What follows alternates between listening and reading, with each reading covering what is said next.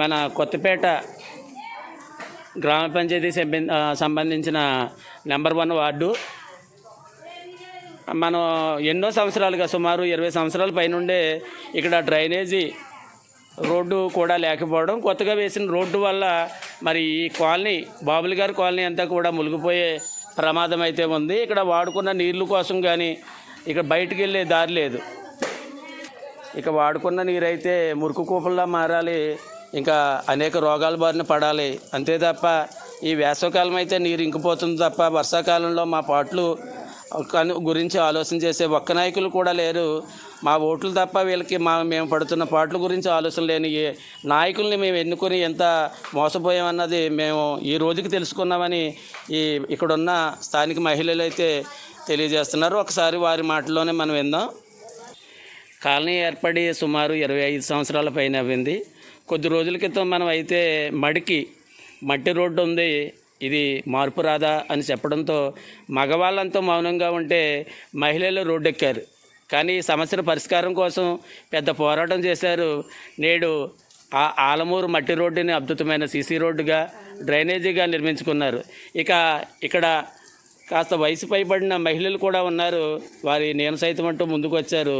ఒకసారి అంటే 20 సంవత్సరాల నుంచి కనీసం వాడుకున్న నీరు కూడా బయటికి వెళ్ళే దారి లేక అనేక రోగాల బారిన పడుతున్న, మా ప్రాణాలు పోతున్నా పట్టించుకోలేని నాయకులను ఎన్నుకుని మేము నేడు సిగ్గుపడుతున్నామని వాళ్ళు ఆవేదన అయితే వ్యక్తం చేస్తున్నారు. ఒకసారి ఇక్కడ ఉన్న మహిళలను అయితే మనం అడిగి తెలుసుకుందాం. అమ్మ చెప్పండి, మీ పేరు? నా పేరు సిద్ధంచెట్టి సత్యవతి అండి. చెప్పండి అమ్మా. మా కాలనీ 32 సంవత్సరాలు అయిందండి వచ్చి. అప్పటి నుంచి కూడా రోడ్డు సరిగా పడలేదండి.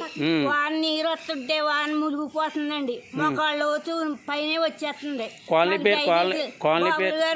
అండి. 32 సంవత్సరాలు అయిందండి. మేమైతే చాలా బాధపడుతున్నామండి. మేము ఇల్లు లేకుండా ఉన్నాం. పైన నీరంతా కిందకు వచ్చేస్తుంది. మాకు కింద ఉందండి ఇల్లు, రోడ్డు పక్కన లేదు, మాకు కిందకు ఉన్నదే. మీరు ఏం చేస్తారో మాకు రోడ్డులు డ్రైనేజీలు వేయమని మిమ్మల్ని అందరినీ కోరుతున్నామండి. అమ్మ పెన్షన్ వస్తుందా? వస్తుందండి. కానీ పెన్షన్ వస్తుందా ప్రాణం పోతుందన్న టెన్షన్ పెరుగుతుంది మీకు, అంతే కదమ్మా?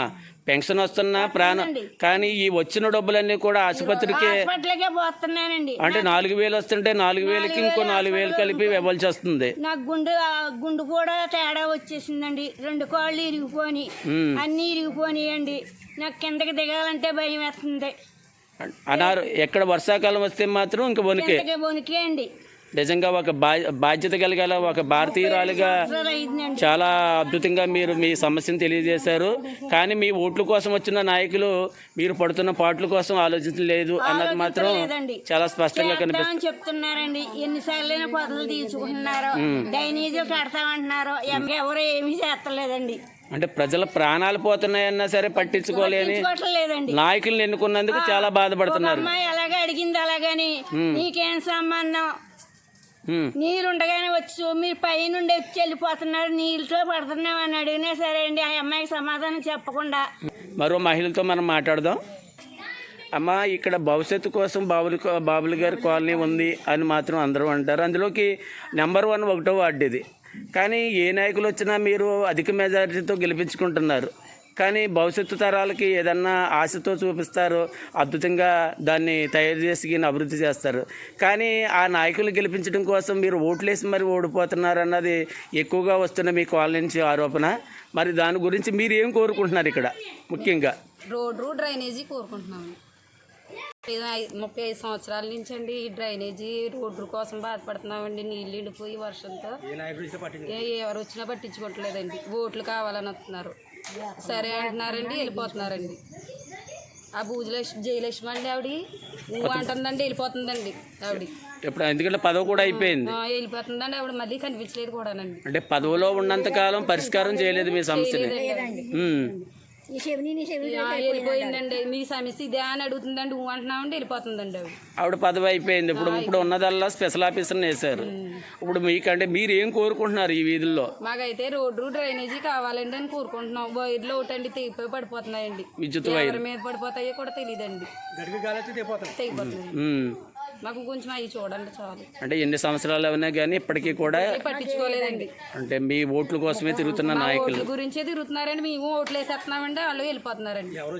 అంటే పక్కనే ఉన్న వాడపాలెం గ్రామం కాస్త అభివృద్ధి పదంలో ముందుకెళ్తుంది. అది వెళ్తుందండి. మేమైతేనండి డబ్బులు ఏదంటున్నారండి పంచాయతీకి అయితే. అంటే కొత్తపేటలో పంచాయతీకి డబ్బులు ఏదంటండి. అంటే కొత్తపేటలో మొట్టమొదటి వార్డు, అందులోకి నెంబర్ 1 వార్డు అయి ఉండే మీది ఇలా ఉందంటే మరి మీరు ప్రశ్నించకపోవడం వల్ల, లేకపోతే వాళ్ళ పరిష్కారం చేయకపోవడం వల్ల? ప్రశ్నిస్తున్నామండి, వాళ్ళే చేయట్లేదండి. వాళ్ళే చేయట్లేదు. పంచాయతీలో కూడా డబ్బులు ఏదంటున్నారండి. వేస్తే డ్రైనేజీ అన్నా లేదా రోడ్డు అన్నా వేస్తాను. అంటే సుమారు 1,70,00,000 వరకు కూడా అవినీతి జరిగిందన్న ఆరోపణలు కొత్తపేటలో వచ్చింది. అదే డబ్బులు మీలాంటి బాబులు గారి కోళ్ళను బంగారు భవిష్యత్తు కోసం ఆలోచిస్తే ఎంతన్నా అభివృద్ధి అయ్యేది, మీ ప్రాణాలను కాపాడేలా ఉండేది. మరి అమ్మ, ఈ వీధిలో ఎన్ని సంవత్సరాలైనా సమస్య ఇలాగే ఉంటుంది. ఎవరిని గెలిపించుకున్నా సరే మీ పాటలు మాత్రం ఇలాగే ఉంటున్నాయి. అలా ఎన్నాళ్ళ నుంచి ఇబ్బంది పడుతున్నారు మీరు? ఈ రోడ్డు వేసిన కాడి నుంచి ఇబ్బంది పడుతున్నామండి. డ్రైనేజీలు నీళ్ళు అవి ఇక్కడ చూసినండి, కుళాయిలు డ్రైనేజీలు అన్నీ ఉంటున్నాయండి. మరి మా కాలనీకే ఏమి ఉండలేదండి. మొన్న రోడ్డు వేసాక వర్షం వచ్చిందండి, చెరువు అయిపోయిందండి. ఇంక మొత్తానికి కొంచెం బీసింగ్ గట్ట కొట్టుకోరు, మొత్తానికి ఏమీ కొడతలేదండి. ఎలా పడితే అలాగే ఉండండి అని అన్నక్కడికి అంటున్నారు. ఆయన వెళ్ళి అడుగుతున్నాం, చూస్తామా అంటున్నారు. ఆయన ఎవరండి? ఆయన ఎమ్మెల్యే గారు, మన వాడపాలెం కొత్తపేట ఎమ్మెల్యే. వెళ్ళి అడిగాము కూడా అండి, చూస్తామండి అంటున్నారు. ఇది ఏ పంచాయతీలోకి వస్తుందండి? కొత్తపేట పంచాయతీకి వస్తుందండి. ఎన్నో నెంబర్ వార్డు? ఈ వీడియో చూస్తుంటే చాలా పిల్లలు ఉన్న వాళ్ళు ఇంకా ఎంత గొప్ప బాధపడిపోతున్నారండి. నీళ్ళేమో కొప్పల్లోకి వస్తున్నాయండి, దోవలు అన్నీ చాలా బాధ వచ్చేస్తుందండి. ఇప్పుడు ఏం కావాలి? మాకు రోడ్లు డ్రైనేజీలు కావాలండి, కుళాయిలు ముఖ్యంగా. నీళ్ళలాగా దారలేదండి, రోడ్రీ నీళ్ళలాగా డ్రైనేజ్ చేయించమనండి చాలు. అమ్మ, పక్కనే ఉన్న వాడపాలెం చాలా అద్భుతంగా ఉంది, డ్రైన్లు కానీ రోడ్లు కానీ. అంటే కొత్తపేట ఎన్నో కోట్ల రూపాయలు నిధులు వస్తున్నాయి, కొన్ని గోల్మాలు కూడా అవే. కానీ మీది వేయడానికి ఏంటి లోపల? ఇదేలాగా ఉందండి, మరి ఏంటో తెలియదండి. మా వార్డు మరి ఏంటో తెలియదండి. పంచాయతీకి డబ్బులు అంటే మీరు అడిగినా చేయట్లేదా? అడిగినా చేయట్లేదండి. ఆయన చేస్తామన్నారండి ఆయన. అంటే మీరు ఎన్నుకున్నది ప్రజాప్రతినిధి కన్నా ముందు పంచాయతీ ప్రెసిడెంట్ గారిని, కానీ వారి పరిధిలో కూడా పరిష్కారం కాలేదు అంటే చేస్తామన్నారండి, మరి ఏం చేయట్లేదండి.